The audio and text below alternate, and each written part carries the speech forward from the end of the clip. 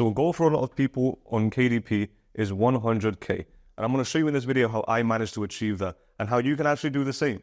It's not nearly as hard as you might think it is. As long as you have this one thing. This is you. We're going to make you a woman. Let's just say you're a woman. If you are a woman, then that's great. If you're a guy, well, now you're a guy wearing a dress. You think getting to 100K is like this. It's just a straight line. Well, it's not as straight as you might think it is. Because in order for you to actually get to 100K, there might be some small bumps in the road. There might be some failures. There might be some adjustments. You might need to hire some people, fire them, hire other people, realize their shit as well, fire them, have to do some things yourself. There's some things that will happen in order for you to get to 100K. Now, this is the expectation of getting to 100K. However, this is what it's actually like. Now, this was me a couple of years ago, and I wanted to start KDP, so that's what I did. In fact, I started a bunch of other businesses before KDP, and then KDP was the one that worked. So as soon as I saw a tiny bit of money, and as soon as I saw that it started to work, then I just went all out with it. And I'm still doing it to this day because it's just still working. But anyway, my journey went all the way like this. Honestly, no joke, this is exactly like that. And then I was able to get to 100K. But what happened along the way? That's the important part.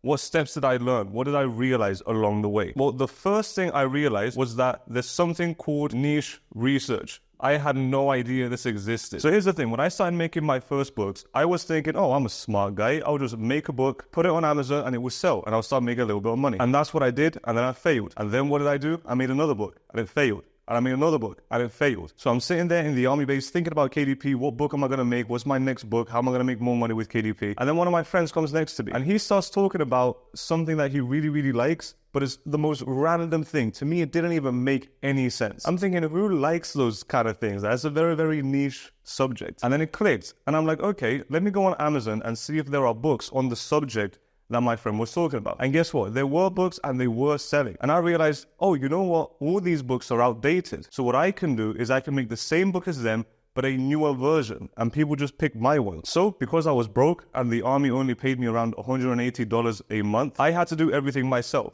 So I sat there, I talked with my friend so I can get more ideas about the book, and I wrote the book myself, I designed the book cover, I put everything up, and it actually started selling. So I realized one very, very important thing. Research is everything. The book wasn't good quality. I wrote it. I did everything myself while I was in the army. I was allowed to come out once or twice a week for a few hours to come to my house, and I would just spend all that time making the book. But it was all worth it because I realized that niche research was a thing. Now, the biggest lesson I learned from niche research is the fact that you need to find a niche with high demand.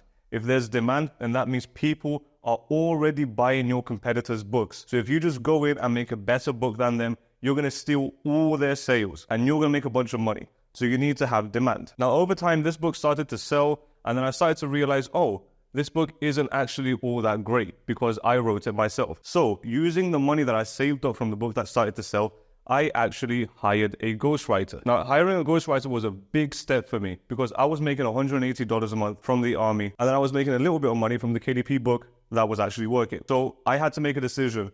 Do I just let this book keep running, or do I spend money to hire a ghostwriter? And back then, it was all the money I had. But I was broke for so long, I didn't really care about losing the money because I wasn't scared of being broke anymore. So I spent all my money on a ghostwriter, and that taught me the skill of hiring. Now, because I actually hired a ghostwriter, it means my book was actually readable. If your book is readable, which it should be, it's the basics of creating a book, it should be readable, then that just makes for a more enjoyable book. And your customers are going to be happy because you just have to make your customers happy. Now, if you fast forward a few years, I've actually hired some ghostwriters for books that I've never even published before. But if I didn't hire that first ghostwriter, I wouldn't have gotten over the fear of spending a lot of money on a ghostwriter. Even though I would be left with nothing, I knew that this was going to give me a skill or a mindset that I needed, a little mindset shift. So now I had a book that was in the correct niche and it was actually readable. So it started to make more sales because people enjoyed it more. So now that I actually had a quality book in the correct niche, I started making more and more and more sales until eventually one day I thought, you know what? Everyone else is making 3 times the amount of sales that I'm making. What is wrong? So I kept trying to figure out, and then I did something which I think everyone should do. I started to understand design, and I started to see flaws with my book cover. Now, I thought my book cover was good. Everyone thinks their book cover is good. If you think your book cover is really bad, you're not going to post it on Amazon. Well, I hope you're not going to post it on Amazon, but everyone thinks their book cover is good. Now, I had a little bit of design background, so I can understand a little bit about design.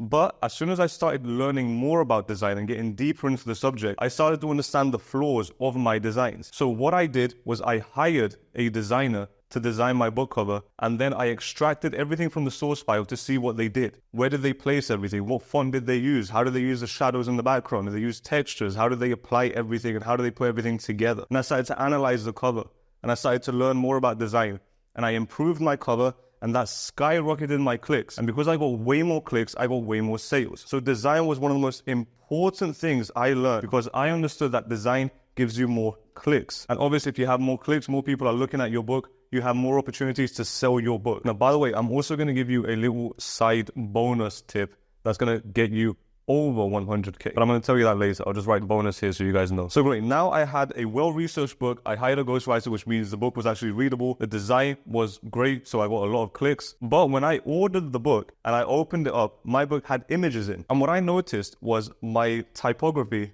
so the letters in my book, were way too big. And the images, some of them were blurry, some of them were too big, some of them weren't bleeding off the page. There were so many mistakes with that book. Now, this book was selling because I did the marketing correctly and I got the niche, and it was a really, really, really good book, especially for that target audience, because I had my friends to tell me what I should and should not put in that book. So I genuinely created a book that people really, really wanted. So people were buying it, but not a lot of them were pleased because of the formatting. Now, formatting is the interior of your book. I didn't even realize there were so many things that I had to learn about formatting. I thought you just slap two things together, make a PDF, and that's it. But turns out there's so many different things. You need to understand margins and bleed, and then typography and what font you're going to choose, and the tracking. And for the images, you have to pick the correct images, make sure they're not pixelated, pick the correct DPI. There's so many different things that I needed to learn about formatting. And I made all the mistakes with those first few books. So when I ordered that book and I saw that all the pictures were pixelated because of a low DPI,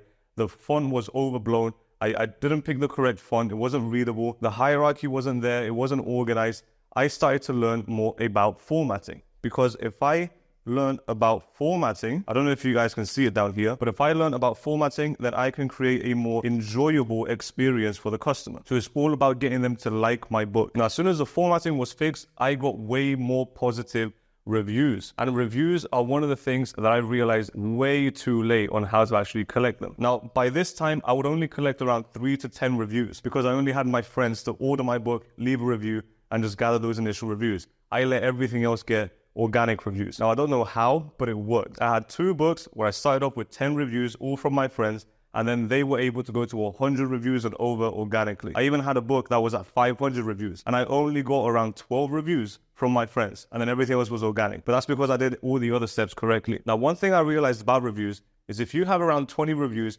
people start to trust your book, but not quite. So you're still in the very early stages.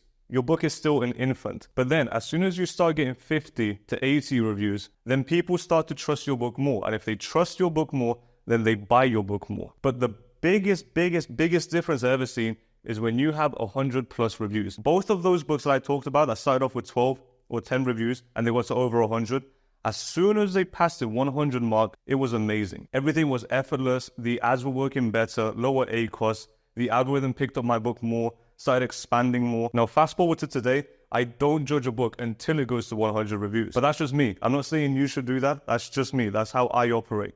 That's how I run my business. I'm not telling you how to run your business. I'm telling you how I learn everything. So I realized that reviews offer trust. And because they trust, there's social proof and they buy your book. Now, there's one final thing that I've learned right before I reached 100K. Now, this was a fairly new feature.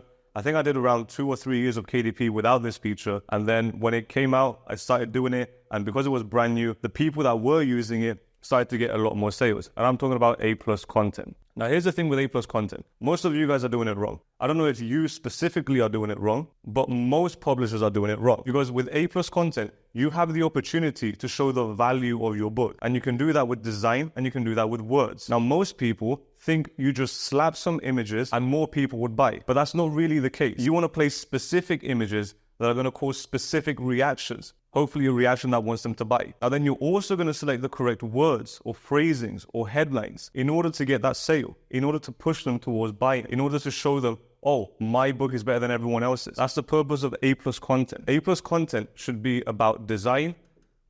Now I understood design because I fucked up here and I started to learn design. But then I learned about copywriting. Copywriting is using words to sell. Now, by learning the skill of copywriting, I was able to create amazing A+ content, really high converting A+ content. Now, this A+ content can give me upwards of 10% conversion rate boost, which means if my average conversion rate was 7%, and then I put some A+ content that brought it up to 17%, well, here without the A+ content, for every 100 clicks, I get 7 sales. But with the A+ content, with the same 100 clicks, I get 17 sales, because 17% of 100 is 17, and 7% of 100 is 7. I didn't get any more clicks. I got the same amount of clicks. I just got more sales from those clicks because of the A+ content, because of how well designed it was, because of how well the copywriting was. So if you're creating mediocre A+ content, you're going to have mediocre conversion rates, which is going to drastically affect your whole business.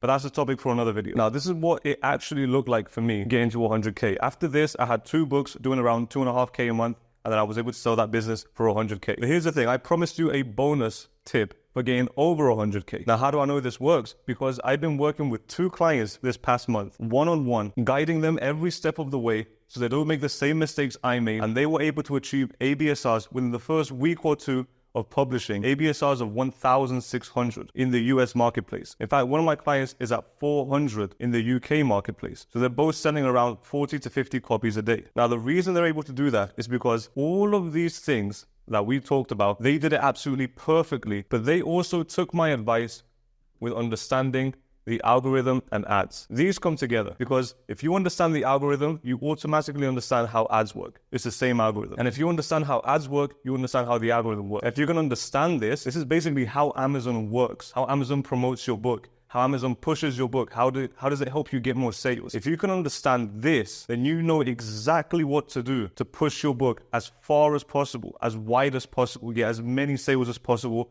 as quickly as possible. You know the right buttons to push, and you also know that your book is going to sell because you did every single one of these steps. You're in the correct niche. It's a good book because you hired a ghostwriter. You have a bunch of reviews, which gives you social proof.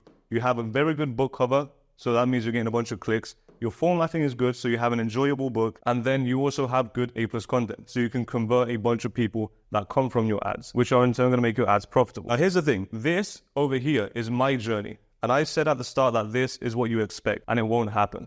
But in fact, it can happen to you, but you need that one thing. Do you remember at the start, I said you only need one thing for you to get from here to here in almost a straight line. There might be some bumps here on the road and a bump here that's going to slow you a tiny bit down, but it's not going to be nowhere near as complicated as this journey that I had to go through. Now, this journey took me around 3 years, and I'm still on that journey. I'm still learning every day. I'm not a KDP god. I'm just trying to share whatever I've learned. I'm not perfect. I make mistakes as well. I'm human. But the one thing that helped me get to 100K is knowledge. I just knew what to do.